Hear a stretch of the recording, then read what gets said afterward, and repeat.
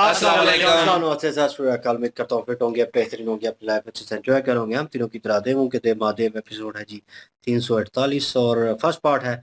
Like share subscribe कर दे। Straight चलते हैं वीडियो की तरफ। मेरा नाम है मलिक सकलैनी पाल और मेरे साथ हैं राणा मोहम्मद अली, मोहम्मद समीर खोखर। तो गाइस लेट्स स्टार्ट। आज आप विश्वास दिला दीजिए कि आपके हृदय में केवल मैं हूं। मेरी व्याकुलता दूर हो जाएगी।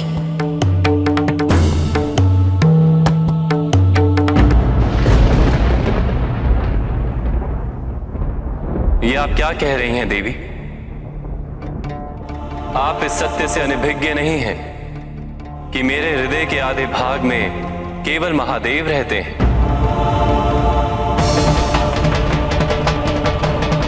तो मैं आपकी व्याकुलता शांत करने हेतु ये कैसे कह दूं कि मेरे पूर्ण हृदय में केवल आप हैं? ठीक है, यदि आपके आधे भाग में महादेव है तो उसके अतिरिक्त आपके हृदय में केवल मेरा स्थान है। कह दीजिए ये सत्य है।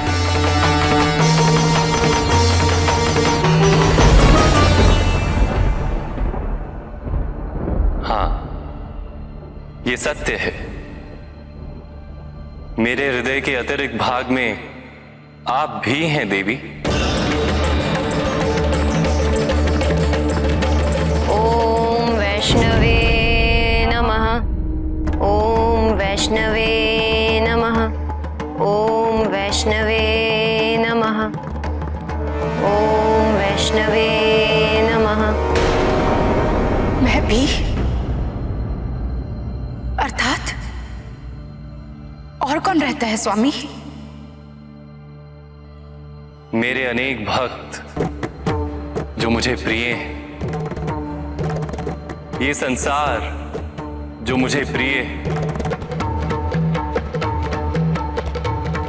ये सब भी मेरे हृदय के आधे भाग में आपके साथ रहते हैं।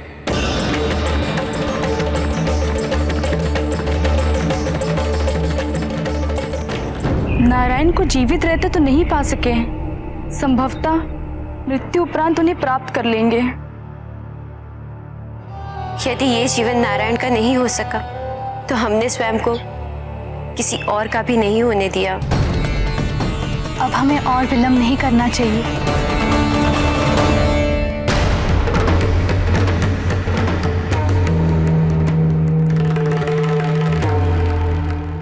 किंतु मेरे हृदय में केवल आप रहते हैं।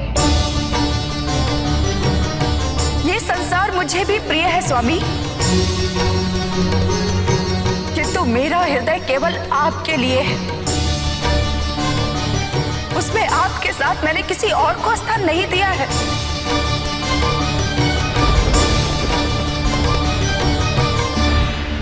फिर अपने हृदय में मुझे अपने भक्तों के साथ क्यों रखते हैं आप? किंतु यही सत्य है। तो इस सत्य को परिवर्तित होना होगा। आपके हृदय में केवल मेरा स्थान होगा।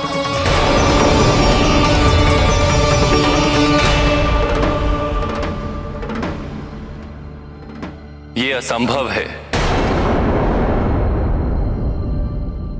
जगत के पालनहार के मुख से असंभव सुनकर आश्चर्य हो रहा है।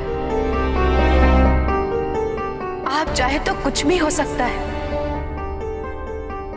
किंतु आप ऐसा चाहते ही नहीं। मुझे आपका प्रेम उसके संपूर्ण स्वरूप में ही चाहिए, और यदि ये संभव नहीं है तो आप मुझे अपने हृदय से निकाल दीजिए।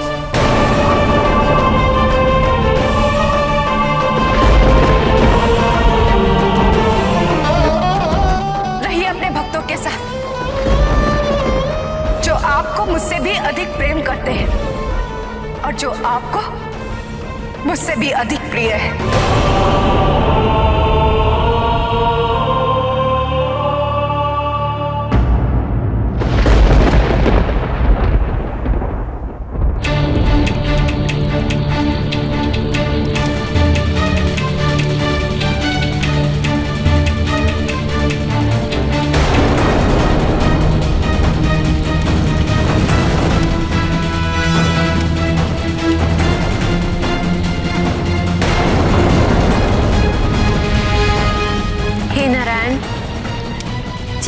अंतिम क्षण में भी हम केवल आप ही का स्मरण कर रहे हैं।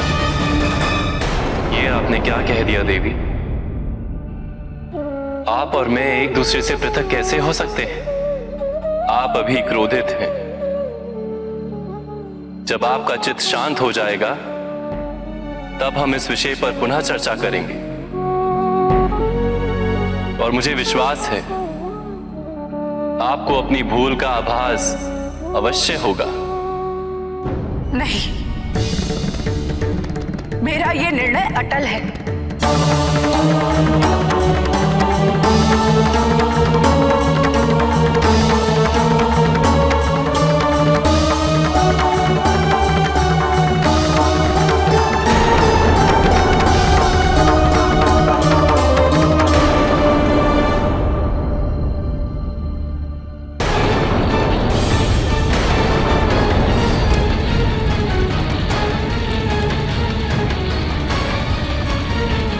रुकिए।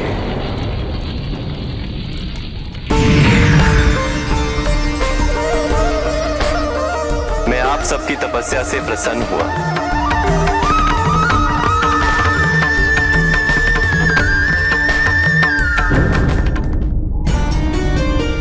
मेरी शंका सही सिद्ध हुई। उनकी इच्छा ही नहीं थी। वो मुझसे उतना प्रेम करते ही नहीं जितना मैं उनसे करती हूँ। हे नारायण, आपने हमारी प्रार्थना सुन ली।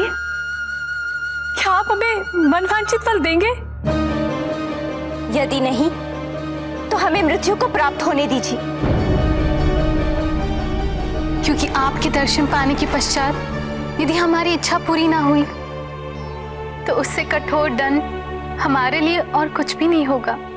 वरदान मांगिए, मैं अवश्य दूंगा। वरदान नहीं, हम पांचों तो आपको अपने वर के रूप में पाना चाहती हैं।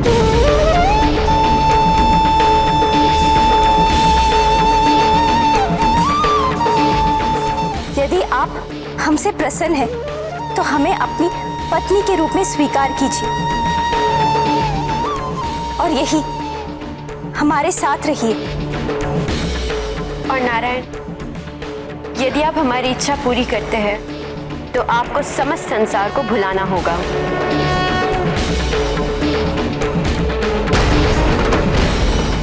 अभी तक की सभी स्मृतियां आपको अपने हृदय से मिटानी होगी ताकि आपका अतीत आपको हमसे कभी दूर ना कर पाए। ये वचन दीजिए हमें।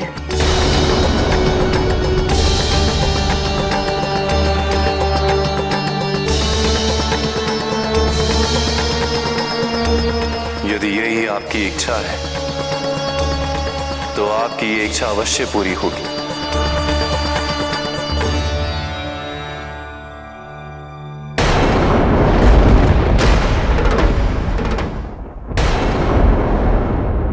मैं अभी इसी क्षण अपने अतीत को संपूर्ण रूप से भुलाता हूं।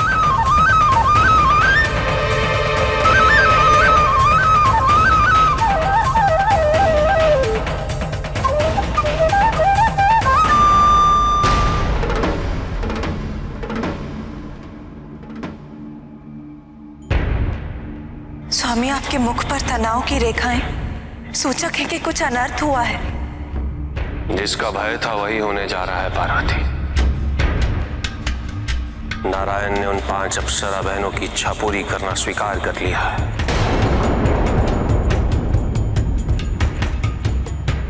उनके आग्रह पर नारायण अब पाताल में ही वास करेंगे और साथ ही अपने अतीत की सभी स्मृतियों को अपने मन से मिटा देंगे। अर्थात अब हम में से किसी को भी पहचानना नारायण के लिए असंभव हो जाएगा। किंतु नारायण ऐसा नहीं कर सकते। वो देवी लक्ष्मी से पृथक नहीं हो सकते। भगवान को अपने भक्त की तपस्या का फल देना ही पड़ता है पार्वती। यही नियम है। वरदान देते समय भगवान हित अहित नहीं देख सकते।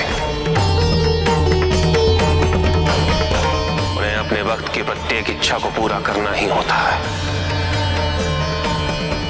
और वही नारायण ने किया है।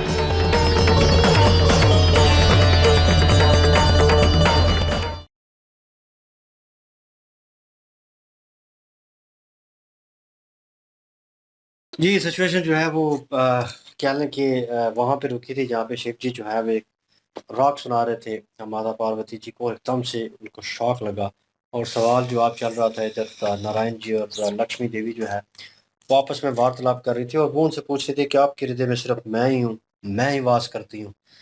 तो उसके ऊपर हमें लगा था जवाब डिफरेंट आएगा, लेकिन विष्णु जी ने कहा कि आप इतने अरसे से मेरे साथ हैं और आपको पता होना चाहिए, मेरी अर्धांगिनी है आप, कि मेरे आधे हृदय में जो है वो शिव जी वास करते हैं और आधे में मेरे भक्त और आप।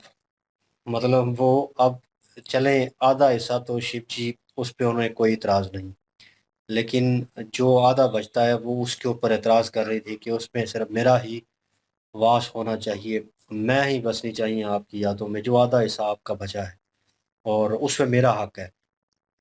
तो यहाँ पे ये चीज़ भी साबित हुई कि भाई एक औरत जो है वो दूसरी औरत को किस तरह बर्दाश्त करे, या अपने पति के मन में किसी दूसरी औरत का ख्याल तक जो है वो बर्दाश्त नहीं होता। यहाँ पे यही कन्वर्सेशन, यही सवाल जवाब जो है वो उनके साथ विष्णु जी के साथ जो है उनके चल रहे थे लक्ष्मी देवी के, और वो अपना हक जता रही थी और उन्होंने ये भी कंसर्न उन्हें था इस चीज़ का कि वो जो 5 बहनें उनकी तपस्या कर रही हैं वो उनको मांग रही हैं और क्या ये उनको उनके हक देंगी, क्या वो उनका कह लें कि निर्णय जो उन्होंने लिया हुआ है वो उसको पूर्ण करेंगी नारायण जो हैं। तो उसके ऊपर भी उन्होंने कहा कि हाँ मुझे करना पड़ेगा। तो भक्तों के लिए जगह अलग, तो अब जो है लक्ष्मी देवी वो कह रही हैं कि फिर ऐसा है तो मैं फिर यहाँ से वो जो आधा हिस्सा है वो भी नहीं चाहिए, मैं वहाँ से भी निकलती हूँ और मैं नहीं रहना चाहती वहाँ पे। और एक औरत जब कह लें कि उस चीज़ के ऊपर फैसला कर लेती है कि मुझे जो है वो अपना हक चाहिए, और लेकिन वो हक सिर्फ मेरा होना चाहिए, किसी दूसरी औरत के थ्रू नहीं, ना उसमें कोई और बसता हो। तो वही हिसाब हुआ यहाँ पे। उस हिस्से की बात, उन यादों की बात, उस प्यार मोहब्बत अपनाइत और उस चीज़ की बात हो रही थी जो वो नारायण जी से हमेशा उन्हें मिलता था, चाहिए था और आगे भी चाहिए होगा। तो वो उसके ऊपर अपना हक जता रही थी, लेकिन नारायण जी जो हैं वो कह रहे हैं कि भक्तों के लिए जगह है और वो रहेगी। और जब कहा कि आप भी भक्तों के साथ आप भी, तो हर बात पे डाउट जो है वो पैदा हो रहा था ऑलरेडी।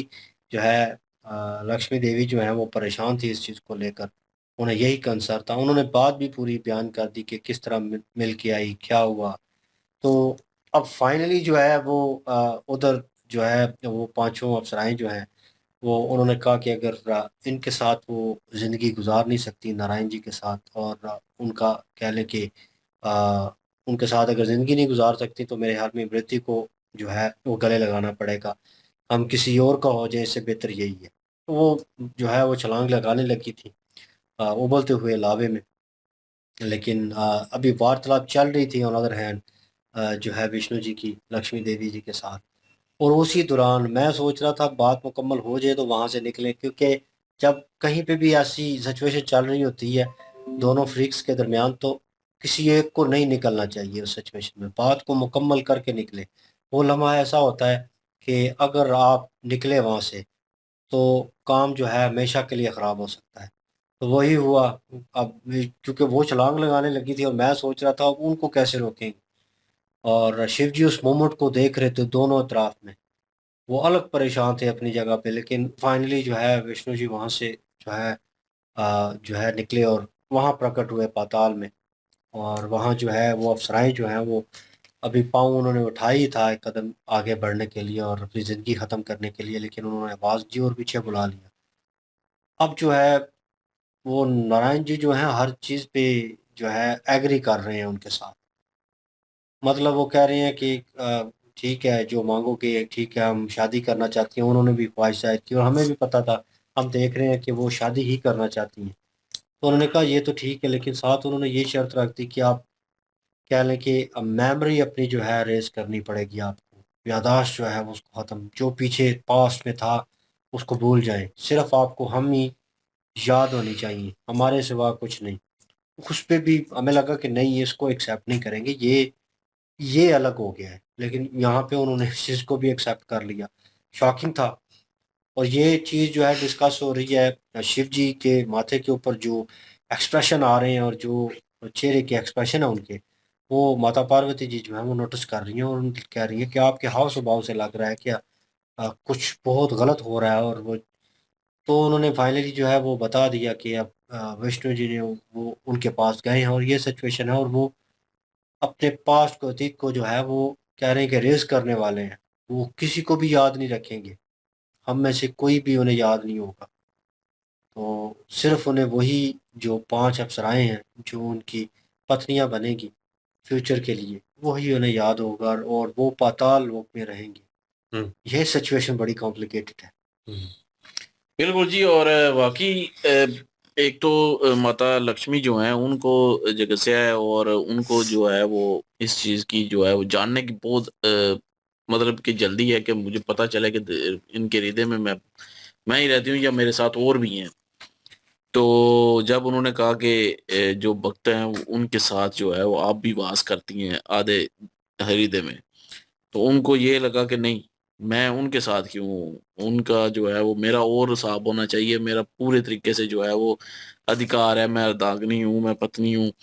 तो बहरहाल वो वहां से चले गए हैं। और अब जो शर्त उन्होंने रखी हुई है, जो अप्सराएं हैं, वो शर्त जो है ना वो बहुत सख्त शर्त है कि यहीं पे रहना है पाताल में ही, और पिछला सारा कुछ भूलना है, जितनी भी स्मृतियां हैं सारी बुला देनी है, अब हृदय से निकाल देनी है ताकि कुछ भी याद ना रहे। अब शिव जी को भी इस चीज की चिंता है कि उनको कुछ भी याद नहीं रहेगा, हम सबका नहीं पता होगा कि हम कौन है। तो वो इस वजह से वो भी परेशान है, उधर माता लक्ष्मी भी परेशान है। अब अप्सराओं ने जो है वो मांग जो की है ना, क्योंकि भक्त हैं, तो भक्त की मांग पूरी करना, जैसे कि उन्होंने बता दिया कि भगवान का काम है और जिम्मेदारी है, तो इसलिए उनको पूरी करनी पड़ेगी। इसलिए विष्णु जी ने उनकी पूरी की है और वो करेंगे। तो लेकिन जो उनकी मांग है वो बड़ी सख्त है, और जो कि पूरी कर रहे हैं विष्णु जी। अब आगे देखते हैं जी क्या होता है अभी। बिल्कुल जी। और जिस तरह की यहाँ पे स्थिति बनी हुई है, यहाँ पे ना बहुत सारे प्रश्न मन में आ जाते हैं, ये संभव कैसे है? ये कैसे मुमकिन है कि विष्णु जी जो हैं वो इस तरह की कुछ चीज़ कर सकते हैं? मानने के कह लीजिए कि योग्य ही ये चीज़ नहीं है। यार आप ये सोचें कि माता लक्ष्मी जी उनकी अर्धांगिनी हैं। वो अपनी जो उनका प्रेम है उनके साथ बहुत ज़्यादा है। हमेशा वो उनको प्राण प्रिय कहकर ही बुलाती हैं, जब भी माता लक्ष्मी को बुलाते हैं वो प्राण प्रिय कहकर ही बुलाती हैं। अब यहाँ पे प्रश्न ये है कि जैसा कि विष्णु जी ने कहा कि उनके हृदय में, आधे हृदय में महादेव जी रहते हैं और आधे हृदय में माता लक्ष्मी जी रहती हैं, और साथ संसार भी रहता है और साथ उनके भक्त भी रहते हैं। माता लक्ष्मी उनसे कह रही हैं कि आप जो हैं, आपको ये सारी चीज़ें, अपने संसार को छोड़ना होगा, अपने भक्तों को छोड़ना होगा, जो आधे का हृदय है उसमें सिर्फ़ और सिर्फ़ मेरा स्थान होना चाहिए। वो उनकी बात नहीं सुन रहे, तो जिन्होंने तपस्या की है वो उनकी इतनी बड़ी बात को मानेंगे? बेशक वो भक्त रहे हैं, लेकिन भक्त तो पहले भी होते रहे हैं, भक्त जो हैं वो तो असुर भी होते हैं। वरदान उन्होंने भी ऐसे-ऐसे माँगने चाहे, लेकिन संसार की जहाँ पर संतुलन जो है, बिगड़ने का प्रश्न आता है, वहाँ पे तीनों देव जो हैं वो इस तरह का कोई भी वरदान किसी को नहीं देते, जिसकी वजह से पूरे संसार का एक संतुलन जो है, वो बिगड़ जाए। अब यहाँ पे जिस तरह की स्थिति बनी हुई है, वो अप्सराएँ जो डिमांड कर रही हैं, ये कैसे मुमकिन है जी कि विष्णु जी संसार के लिए पालनहार माने जाते हैं सनातन धर्म में, और वो सब कुछ छोड़ के तो सिर्फ़ और सिर्फ़ 5 अप्सराओं के वरदान को पूरा करने के लिए उनके साथ पाताल लोक में रहेंगे, और साथ उनकी ये बात भी मान ली है कि जितनी चीज़ें हैं वो उनको भूल जाएँगे। माता लक्ष्मी जी, महादेव जी, पूरा संसार। यार ये लगता ही नहीं है, ऐसा हो ही नहीं सकता। यहीं से नज़र आ रही है ये सारी चीज़ें जो भी की गई हैं ना, पता नहीं किस वजह से ये की गई हैं। लेकिन मैं तो कहता हूँ कि ये नहीं है, ये मुमकिन नहीं है कि विष्णु जी को इस तरह का डिसीजन ले बिल्कुल सकते हैं। मुमकिन नहीं है, लेकिन उन्होंने ले लिया है। अब ले लिया। देखना ये है कि इस सब से छुटकारा मतलब कैसे मिलता है, या ये सब से किसे कैसे बाहर आते हैं, रिवर्स कैसे किया जाए? रिवर्स कैसे होगा। हालांकि वो बात आपकी बिल्कुल ठीक है। मैं भी वही सोच रहा था ना कि जब माता लक्ष्मी जी ने संसार की बात की कि उनको निकालना होगा हृदय से, तो उन्होंने कहा असंभव है। लेकिन वहां पे वो सारा जो अतीत है वो सारा कुछ बुला दिया, और संसार को भी बुलाने की मतलब इच्छा पूरी कर ली। तो कैसे मुमकिन है। चलें बहरहाल भैया आगे देखते हैं जी, हो सकता है ये कोई विष्णु जी की लीला हो। आगे देखते हैं जी। बिल्कुल जी, नेक्स्ट पार्ट पे चलते हैं। लाइक शेयर सब्सक्राइब कर दीजिएगा। इंशाल्लाह मिलते हैं नेक्स्ट वीडियो में। अपना ख्याल रखिएगा, दुआ में याद रखिएगा। तब तक के लिए अल्लाह हाफिज, पीस।